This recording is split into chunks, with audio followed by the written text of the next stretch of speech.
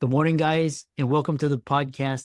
Happy holidays. And what if I told you that this is the first time on the podcast that we've got a stuntman and performance expert on the podcast, Brian Hite. He's a Renaissance man and coming out from Nashville, Tennessee, and he challenges clients to elevate their success and look at their assumption and question them. So I'm really happy to have him on and add value to the audience. So Brian, welcome. Thank you so much for having me. I appreciate it. Yeah, I know your background, but briefly tell your story. Really interesting story from Hollywood, and I'm excited to dive into the questions.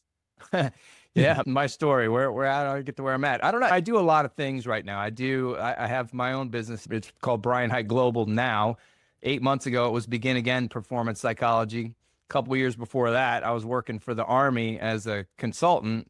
And all throughout the whole thing, I've been a stuntman for the last 30 years. It really has been a crazy journey to get to the place of speaking and coaching and creating curricula and just all the stuff. But the path, just like all paths, things come up in life, and then you either take the opportunity or you don't. And in whichever direction, whether you take it or whether you don't, you're going however you go. And life has led me here talking to you. So I didn't even graduate from college the first time around. I ended up leaving with 1 semester to go to be a stuntman out in LA. I didn't know what I wanted to be when I grew up, when I got to college. And once I figured it out, it didn't involve college. And so I left. I since went back. I got my bachelor's, I got a master's in sports psychology, and then a PhD in organizational psychology, but never with the intention of working in any of those fields. It was just interesting to me. The learning about that material was it was like a hobby. It was just fun.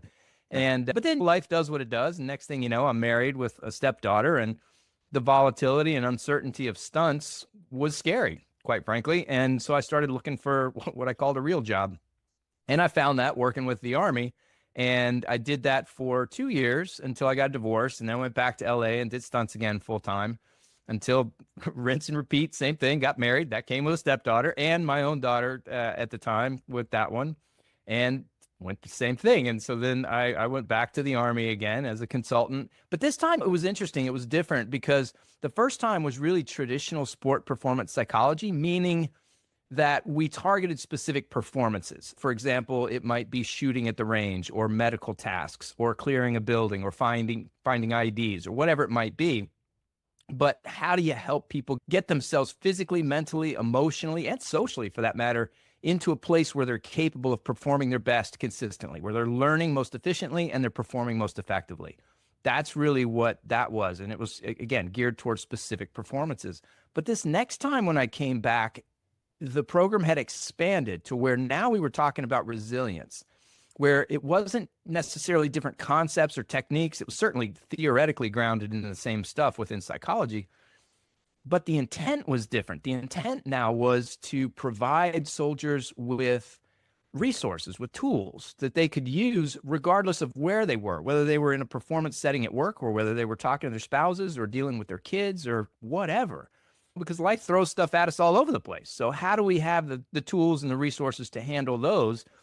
That's what I really gravitated towards. So that second trip back to the Army, I split time initially between the performance and the resilience. And then I really leaned into that resilience training, which quite honestly for me was very timely because I went through another divorce, and that was a tough time. And through that whole process of coping and really trying to figure out what I wanted to do and where I wanted to go and how I wanted to get there, the resilience skills that I was teaching and the resilience concepts that I was immersed in daily were very helpful for me personally.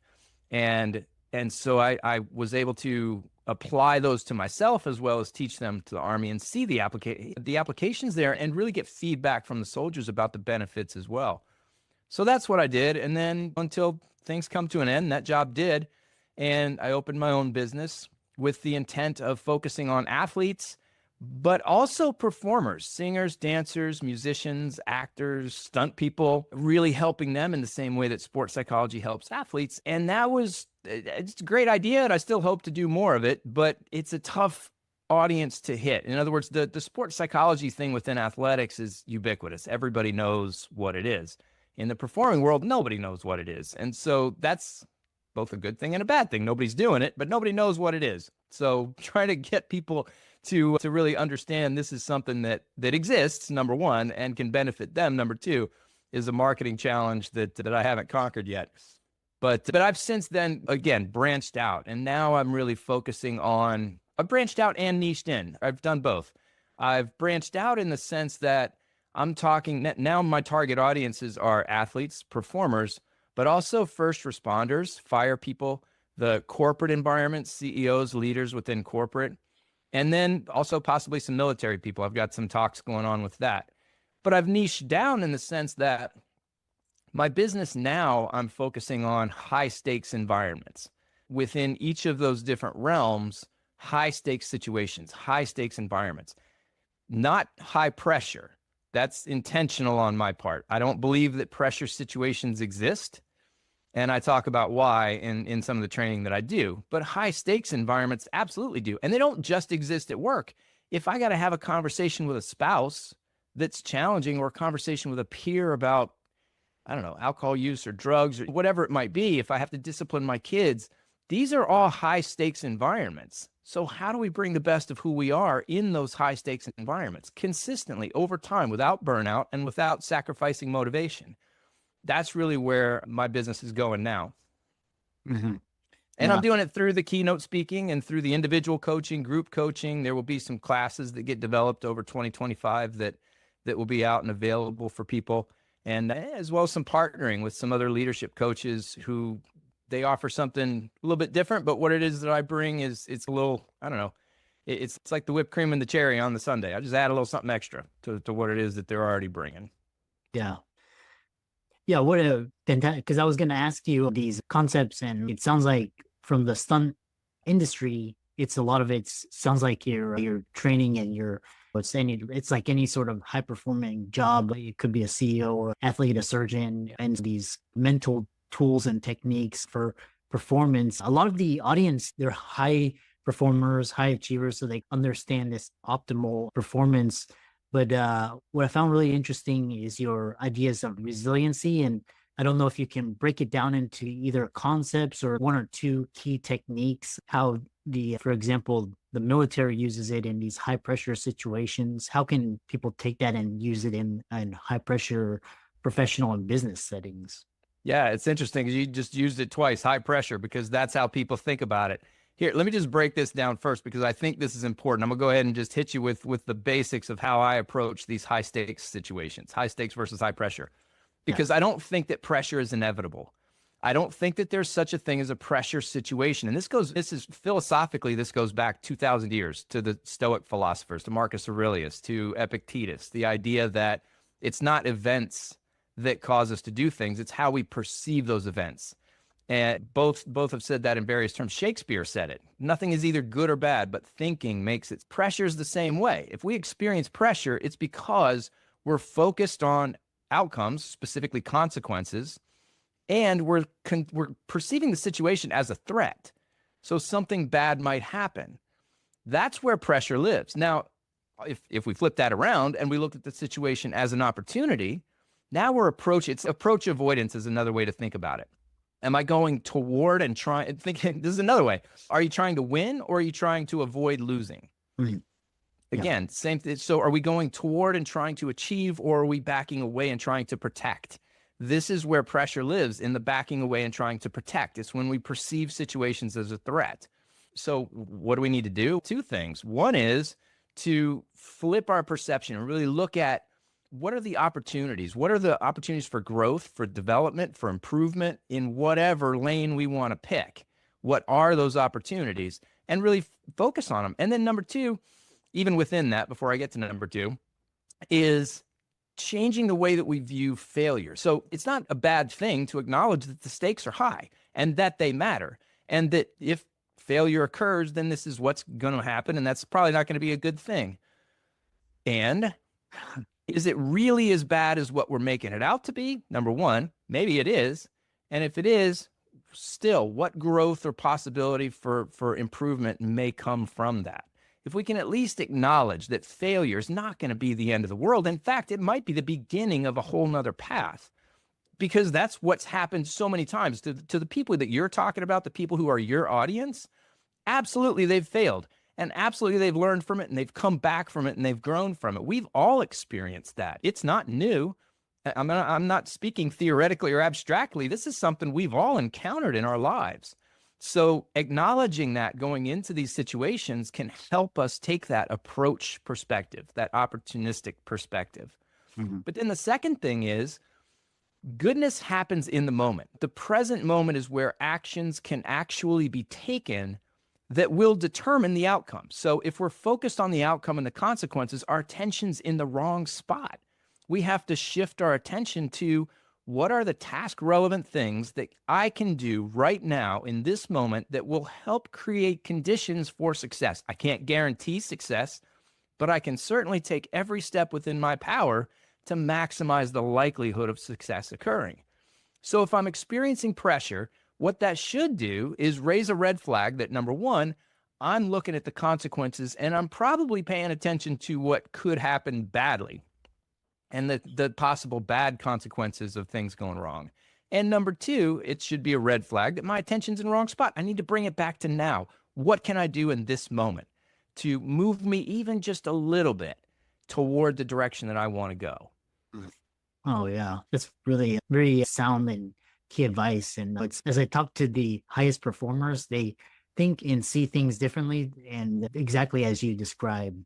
So next question is this building resilience through holistic wellness, and how do you integrate physical, mental, emotional, social to help individuals build resilience?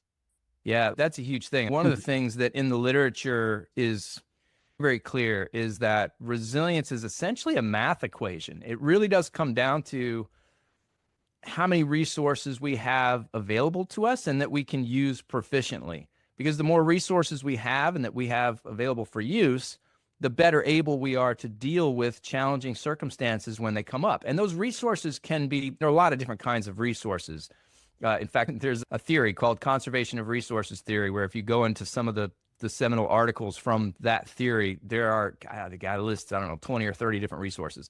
But for our intents and purposes here, some of the resources that are very valuable are physical resources, mental resources, emotional resources, social resources, financial resources. There really are a lot of them. And what I mean by that is physically, if we've slept well, if we're eating well, if we're exercising and our bodies have been taken care of, then we're going to have more energy, and all of that affects the mental. So if I'm focused on, again, we talked about approach avoidance. If I'm focusing on approaching, on the opportunities, on what I can do rather than what I need to avoid, that's an incredibly helpful perspective to take. If emotionally, if I can recognize what types of emotions I'm experiencing and really manage and regulate those emotions, not only manage and regulate, but actually leverage those emotions to my benefit in certain situations, that's incredibly helpful. And then socially, man, for real, nothing is as important in resilience as other people. Other people 100% matter to our ability to overcome and to not only get back to where we were, but to grow and thrive as a result of even experiencing the challenge in the first place. Mm. So, and to me, that's a huge part of resilience. It's not just about preventing ourselves from getting knocked down very far or from how quickly we can get back to where we were. To me, the measure of resilience is how much further up are we going to take ourselves as a result of going through the challenges and circumstances that we did. And the extent to which we have these resources available to us will affect our ability to grow and thrive and flourish through these challenges. So for me, the holistic part of that isn't just listing a bunch of resources and saying we need to focus on them all. It's recognizing that they all work together. Like I mentioned before, if I've slept well, then mentally I can focus better. I can process information more effectively. My emotions are less volatile. I don't lose my patience as quickly. And my interactions with others are different. I don't know about you. When I'm tired, I don't want to deal with people. But when I've slept well, I don't mind. I enjoy it. So all of these things move the needle on each other. If you're affecting one, you're affecting all of them. And that recognition does two things. Number one, it acknowledges the wholeness of the human beings. But number two, it allows us to switch and change things, not just in one way. In other words, I don't just have to change my physical well-being by focusing on physical things. I can change my physical well-being by focusing on mental things. For example, anybody who's ever meditated regularly will tell you that there's a difference in your body at the end of it. And anybody who's ever exercised will tell you that there's a difference in their mental and emotional state after they exercise. So you can't not affect the other areas when you target one. And I think that recognition is really important. It's really valuable, and it's essential if we're going to talk about really creating conditions for resilience to be at its highest. Yeah. Next question is, because I really am fascinated with perception and the way you view things. And I've seen this in especially the Olympic, the professional, the high performing athletes, the CEOs, in the Navy SEALs as well, the Army. How do you define potential, and what are the psychological factors that influence whether it's realized or remains an unattainable ideal? Yeah, that's interesting. That's a question that'll require way more time than what it is that we have, because I've changed my mind. I've changed my mind on this over the years. In fact, my book is called Begin Again: Utilize the Wisdom of Eastern and Western Ideologies to Achieve Your Full Potential. Yeah. With obviously the assumption being that potential is a real thing and that it is something that can be achieved. I don't know that either of those is true. And what I mean by that is, if we're going to define potential in terms of the best that somebody is capable of, okay, but when? Because we're different. I'm different now than I was 10 minutes ago, and I'm going to be different 10 minutes from now than I am right now. And so my potential is also going to change. It's going to change year to year, month to month, week to week, day to day, hour to hour, minute to minute. So do we think about potential in terms of right now in this performant moment, what is the best that I can achieve? And then measuring whether we reach our potential from that measuring stick? Or is it, like you said, some platonic ideal that exists in the ether of, yes, there is this idea of potential and perfection, or what it is that you're capable of completely achieving at whatever level, but you're never going to get there because it's, by definition, it's an ideal. You're never going to reach it. It's just something to shoot for. I don't know the use of thinking about potential in that way. It almost gets to the Plato-Aristotle argument of Plato's, yeah, it's all these ideals, and this is where it is in the world. And Aristotle was more like, yeah, but we're here on Earth, so let's talk about that for a minute. That's the way I think about potential. I think that pie in the sky, yes, this is what you can achieve. I know you have more potential, you have greater potential, you whatever.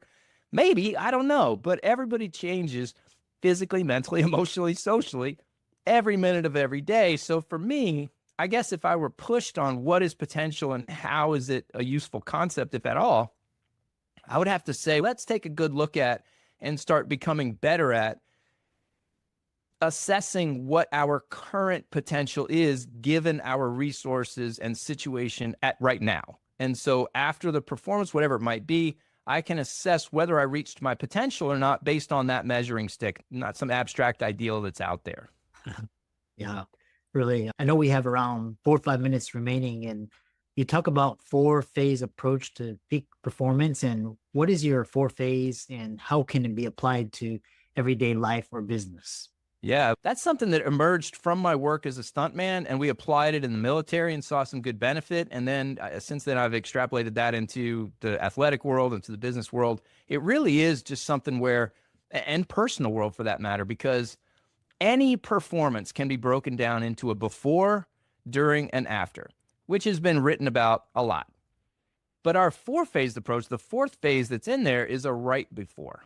So there's a before, a right before, a during, and an after. And how that's been valuable for me personally, I'll just talk about me just in terms of stunts, because this is where it all generated from out of my mind, is when I show up for a job, I come in, we get a little breakfast, I'll get the wardrobe on, we'll go to hair and makeup, we'll go to rehearsal, I'll learn what it is we're going to do, and all of that is the before. So I'm preparing for what's happening. I might stretch out a little bit, might loosen up, I'm going to meet the people, I'm going to learn what's going to happen, I'm going to create communication, so physical, mental, emotional, social, all of those are being addressed. But I'm not in the performance state that I will need to be in order to do the stunt. So for example, last week I worked on a show called The Cleaning Lady. And Lou Diamond Phillips was the director of the episode. It was awesome. He's a great guy. But anyway, the point is that I'm on this show and I'm hanging out with Lou, and I'm hanging out with the stunt coordinator and the other stunt guys, and we're going through the rehearsal and trying to figure this thing out. I was falling off a sailboat that was on a trailer, falling off and bouncing off a picnic table to the ground. So it's a real thing. Sometimes it's easier than others. This one was a hard one. And so I couldn't spend the entire day in the state that I would need to be in for this particular stunt. So there's the before part where I'm getting myself ready. But then came the part where the stunt coordinator walked across the set and said, "Okay, Brian, you're up next." So all day long, I'd been going through it in my mind and every now and then picturing it using mental imagery and keeping stretched out and making sure that I didn't have a stomach full of food when I was getting ready to go do it. So there was a before part where I was staying prepared. But then when he said that, that meant it was go time. That meant performance was imminent. Now I shift into the right before. Now everything that is task irrelevant goes out of my mind. I create a bubble. I exist inside this bubble, in the present moment, in the now, only targeting and focusing on anything that's related to what I'm about to do. I'm creating the physical state, the mental state, the emotional state, and the social conditions that allow me to perform at my best when action is called. That's the right before. So it's that transition between just hanging out and living to it's no kidding go time. And that transition is incredibly valuable. It's very important. And when it doesn't happen well, performance can absolutely suffer. And then the third phase is the actual performance, the during. And then the fourth is the after. And that's one that, again, people tend to blow off, but I think it's very important for at least two reasons. One is you've just done something that required energy, and that energy needs to be gotten back, right? We need to recover that energy. Yeah. So taking steps to recognize, acknowledge, experience the emotions associated with whatever happened, whether good or bad. We might be very angry with ourselves or frustrated or embarrassed or elated and excited and whatever it might be. But there are some emotions and we need to allow those to happen and to accept them and to experience them so that on the back end, we can do an assessment of, okay, what went right and what went wrong. If I try to do that right after the performance, immediately after, depending on what it is and the emotional state I'm in, I'm not going to get as accurate an assessment of what went right and what went wrong as I would if I just take a minute to just process, to allow things to be, to accept what is, and then transition to, okay, now let me get a little bit more analytical. Now let me break this thing down into the pieces of what I want to keep for the next time, because there usually is a next time. It might be immediately, take two if you're doing stunts, or it might be next month, next year if you're doing a presentation, but there usually is a next time. So understanding what we did right, that we can keep, what we didn't do as right as we would like, that we can fix, that's valuable. And taking the time to do that, I think, is important. So those are the four phases. Yeah. And which brings me to my next follow-up question is, because you have a performance and sometimes you perform optimally and sometimes you don't. And I've seen this especially because I train with Olympic athletes. And what do you do when you poured everything, your heart and soul, it doesn't turn out? And when you talk about this processing, how do you keep from spiraling? Because I've seen even competition, you lose and you're just like, you spiral down. So how do you? Yeah, it's interesting because for me, the first thing that I'll ask people is, what is your definition of success? And in terms of athletics or really anything, I'll put it in broader general terms, is if success is you achieving your goal, that's it. That's your definition of success. Then yeah, you're putting yourself in a pretty precarious position, because the only way you're getting any joy or fulfillment out of what's happening is if that outcome happens exactly the way that you want it to. And unfortunately, the real world is we're not in control of most of the variables that will affect whether that goal is realized or not. Other people get a vote, especially in a competition situation. I'm not in control of anybody else or what condition they're in, how they trained, what they're showing, nothing. So unfortunately, we're putting a lot of eggs in a basket that we don't control. And that's just, again, that's creating conditions where you're for sure setting yourself up for problems. So what I encourage people is, all right, let's start creating some definitions of success that we have more control over and that we can experience the joy of fulfilling along the way, so that it's not just this end state. Because if we spend, say, a year training and practicing and pursuing this one thing, and I get to the competition, even if I kill it, even if I'm the best, even if I walk away with the gold medal, I will be very excited for a comparatively short period of time. and then I'm going to be off to the next thing. So we're putting all our eggs in this basket we can't control, and we only get to experience joy in that one short moment.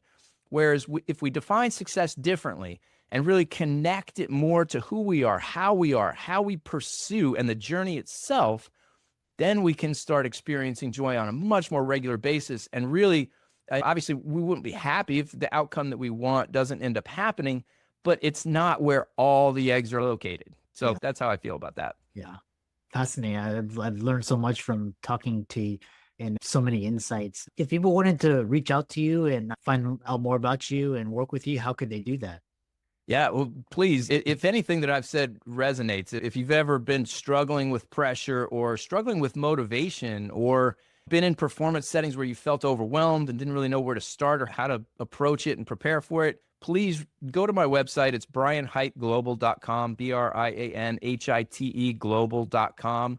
And just look at some of the programs that I have and some of the ways that I conceptualize some of these things and how I work with people. And if any of it resonates with you, you can send me a message through the website. You can send me an email at brian@brianhiteglobal.com, or you can just set up a discovery call right there on the website and reach out and we can have a conversation about it. Because I'll tell you, I've personally experienced challenges in all of those areas and in some of the situations that have the highest stakes. I've been in those situations where truly, if I did it wrong or somebody around me did it wrong, one or more people wasn't going to go home, at least in the same condition that we showed up in. And it can be very challenging. So please, if that's something you struggle with, reach out. Let's have the conversation. I'd love to work with you. Yeah, I really, again, keep up the great work. And again, it was really fascinating talking to somebody from Hollywood and performing at the highest levels. And thanks so much and happy holidays and keep up the great work. Oh, you too. Take care. Thank you so much for having me.